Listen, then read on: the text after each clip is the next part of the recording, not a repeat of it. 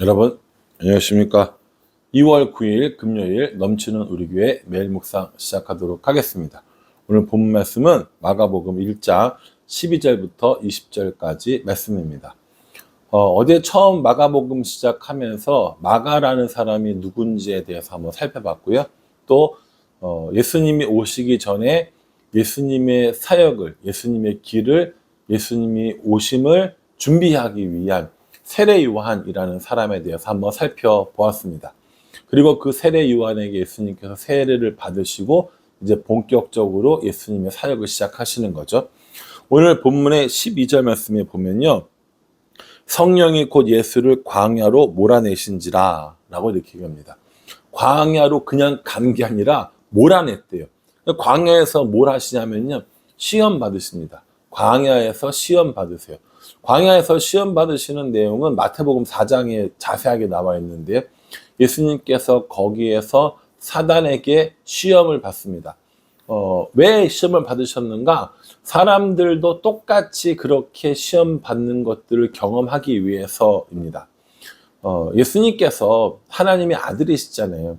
그런데 사람들이 받는 이러한 시험에 대해서 하나도 시험 받아보지 않으신다면 어찌 사람을 아시겠습니까? 그래서 히브리서라고 하는 성경에 보면은 하나님께서는, 예수님께서는 우리의 연약함을 동정하지 못하시는 분이 아니다. 다시 말해서 우리의 연약함을 동정하신다라고 얘기합니다.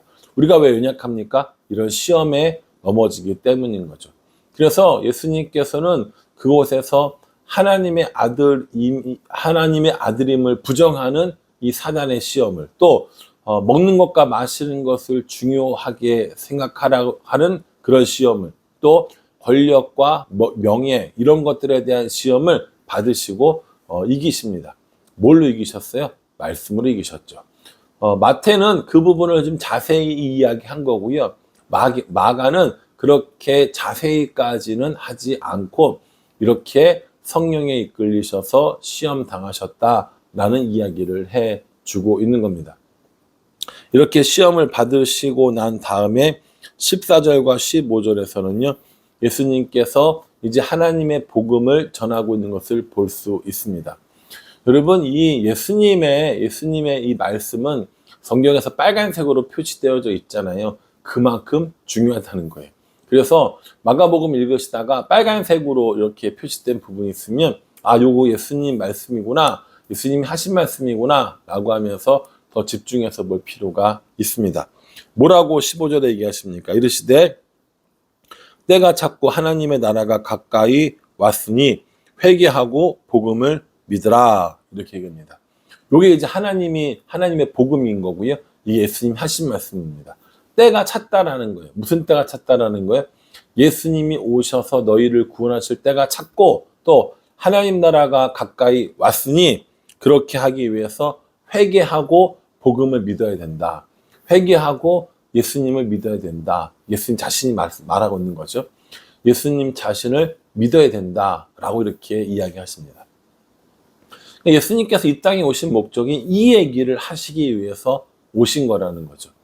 이걸 아무리 이야기를 해도, 구약의 선지자들이 아무리 이야기를 해도 믿지 않고 또 따르지 않으니까 하나님이신 그분이 이 땅에 직접 하나님의 아들의 몸으로 오셨어요. 그게 예수님이라는 거죠. 그래서 예수님께서 말씀하신 겁니다.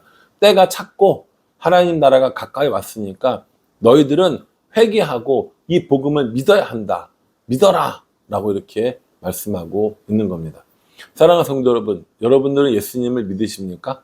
예수님 믿는 사람처럼 그렇게 행동하고 또 살고 계십니까? 이거 우리에게 물어봐 주시는 거거든요. 그래서 예수님께서 사람들에게 전하셨던 하나님의 복음, 때가 찼고 하나님 나라가 가까웠으니 회개하고 복음을 믿으라 라고 하는 이 말씀을 꼭 기억하실 필요가 있습니다. 이렇게 사역을 하시면서 예수님께서 제자들을 부르시는 것들을 봅니다. 여러분들이 잘 아는 그 12명의 제자 있잖아요. 그 12명의 제자 중에서 가장 핵심적인 네 사람이 있는데 오늘 그 네 사람들을 부르는 모습을 보여주십니다. 16절에 보면요. 갈릴리 해변으로 지나가시다가 시몬과 그 형제 안드레가 바다에 금을 던지는 것을 보시니 그들은 어부라라고 말합니다. 시몬과 안드레거든요. 이 시몬이라는 사람이 나중에 이제 이름이 베드로로 바뀌는 겁니다. 그래서 베드로와 안드레 이 두 사람은 형제인데요. 이 형제는 직업이 어부였습니다. 그렇게 고기 잡고 있고 그물을 던지고 있는데 예수님께서 17절에 예수께서 이르시되 나를 따라오라 내가 너희로 사람을 낚는 어부가 되게 하리라 이렇게 말씀하십니다. 물고기 잡는 어부 아니라 사람 잡는 어부, 사람을 낚는 어부가 되게 해주겠다라고 이렇게 말씀하고 계시는 거죠. 여러분, 예수님께서 제자들을 뽑으신 것은요, 예수님의 능력으로 이 일을 못해서가 아닙니다. 예수님께서 이 제자들을 통해서 또 예수님 이후에 할 일들이 있기 때문에 이들을 훈련시킨 겁니다. 예수님께서 제자들을 훈련시키는 방법은 단순히 성경 공부만이 아니라 여기저기 계속 같이 다니면서 함께 동행하고 함께 동거하고 밥을 같이 먹고 또 사역들을 같이 하고 이렇게 했다라는 거죠. 저는 이것이 기독교 신앙이 전수되어지는 과정이라고 생각합니다. 그래서 하나님과 함께하고 하나님과 동행하는 게 중요하다고 이야기하는 거고요. 또 교회를 중심으로 교회에서 하는 여러 가지 이런 프로그램들이나 이런 것들을 통해서 하나님을 알고 배울 수가 있다라고 하는 겁니다. 그러니 여러분, 예수님께서 우리를 지금도 부르시는 거예요. 나를 따라오너라. 내가 너를 사람을 낚는 어부가 되게 하리라. 라고 하시면서 여전히 우리를 부르신다고요. 나를 따라오너라. 나를 따라오너라. 너의 그 직업을 버리지 못해서 주저주저하고 또 너의 이 삶을 버리지 못해서 주저주저하고 그러지 말고 나를 따라오너라. 라고 이렇게 얘기합니다. 오늘 여러분들의 모든 직장 다 때려치고 학교도 가지 말고 교회만 와서 살고 예수님만 믿어라 이 얘기 아니에요. 우리가 가지고 있는 가치관, 우리가 가지고 가치 있게 여기는 그 일들 있잖아요. 그거 버려두고 예수님을 내 인생의 최고의 가치로 두라는 겁니다. 예수님을 내 인생의 가장 우선순위로 두라는 겁니다. 그런 사람들이 바로 제자가 된다라는 것이죠. 또요, 19절에 보면 조금 더 가시다가 세베대의 아들 야고보와 그 형제 요한을 보시니 그들도 배에 있어 그물을 깁는데 이렇게 얘기합니다. 여기는 이제 야고보와 요한이 나오는데 세베대의 아들이라고 얘기했어요. 아버지 이름이 세베대예요. 아버지 이름이 세베대고요. 그 세베대가 아들이 둘 있는데 야고보와 요한이라는 겁니다. 이 야고보와 요한도 역시 어부였습니다. 이 어부인 4명의 사람들이 예수님을 따르는 가장 핵심적인 이 제자들이 되는 겁니다. 시몬이라고 부르는 베드로, 그리고 그의 형제 안드레, 야고보와 그의 형제 요한, 이렇게 4명의 사람들이 마지막까지 예수님의 최측근에서 예수님을 돕고 예수님을 따르고 이런 여러 가지 일들을 보여주고 있습니다.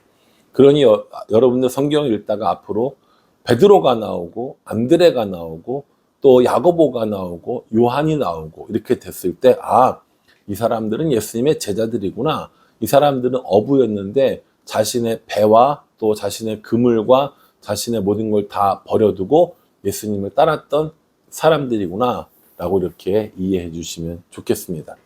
여러분, 드라마 보면 주인공만 나와서 다 해요? 아니죠. 그 주변의 사람들 되게 많이 나오잖아요. 성경도 똑같습니다. 예수님이 계셨고요. 예수님이 계셨고 예수님 앞에 사역을 준비한 세례 요한이 있었고 또 예수님이 계셨고 예수님과 함께한 제자들이 있었는데 가장 핵심적인 제자 4명 누구라고요? 시몬이라고 부르는 베드로, 그리고 그의 형제 안드레, 또 세베대의 아들 야고보와 요한, 요 4명의 사람들이 예수님과 함께 활동했던 최측근 제자들이었고요. 총 12명의 제자가 예수님께는 있었습니다. 이렇게 예수님이 사역이 조금씩 진행되고 있는 거예요. 이제 예수님께서 사람들에게 복음을 전하기 시작했습니다. 회개하라, 복음을 믿으라. 이것이 가장 핵심적인 예수님의 가르침이었다라고 하는 것이죠. 여러분도 오늘 이 말씀 읽고 묵상하시면서 어떤 생각을 하셨어요? 묵상이라는 게 어떤 거냐면요. 꼭꼭 씹어 먹는 거거든요. 이 말씀이 어떤 말씀이지? 이 말씀이 그런 뜻인가? 이 말씀이 어떠한 건지 꼭꼭 씹으면서 여러 번 읽고 또 여러 번 이렇게 생각하는 거. 그게 묵상이에요. 여러분이 이 말씀 여러 번 읽어보니까 여러분들은 어떤 것들을 느끼셨어요?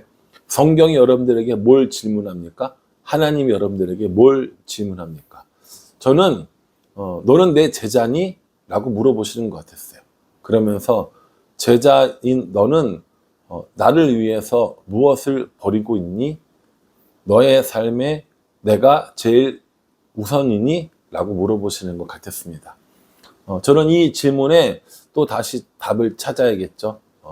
어떤 부분에 내가 예수님을 우선으로 두고 있지 못한지, 또 어떤 부분에 예수님을 따르지 못하고 있는지 살펴보면서 예수님을 따르는 삶, 예수님과 함께 하는 삶을 살기 위해서 내가 오늘 해야 될 것들은 무엇인지 한번 생각해 보려고 합니다. 명절 연휴가 시작됐잖아요. 아마 여러분들도 많이 또 이동하고 움직이시고 또 혹은 또 집에서 쉬시고 계실 텐데요. 요때 한번 차근차근 성경 묵상해봐도 저는 좋다고 생각합니다. 많은 부분 아니니까 읽고 묵상하면서 나는 제자로 살아가려면 어떻게 해야 하는지, 이 예수님이 전해주신 하나님의 복음은 나에게 어떤 의미가 있는지, 내가 회개할 것은 무엇이고 내가 믿어야 할 복음은 어떤 것인지 한번 진지하게 고민해 보는 것도 전 좋다고 생각합니다. 명절 잘 보내시고요. 명절 가운데도 이 말씀 꼭 묵상해 주시고요. 나를 따르라고 하신 예수님 말씀처럼 믿는 사람답게 또 하나님의 예수님의 제자답게 살아가는 우리 모두가 될 수 있기를 주님의 이름으로 축복합니다. 기도하겠습니다. 하나님, 예수님의 사역이 본격적으로 시작되면서 우리들과 같이 시험 받으시고 또 하나님의 복음을 전파하시고 제자들을 부르는 모습을 보았습니다. 우리는 예수님이 전해주신 그 복음을 얼마나 믿고 있는지 우리를 돌아보게 하여 주시고 또 제자들을 부르신 것처럼 우리들을 부르실 때 모든 것을 두고 따라가는 삶인지 아닌지 스스로 확인할 수 있도록 은혜 베풀어 주시옵소서. 하나님, 명절에 성도들 많이 오고 갑니다.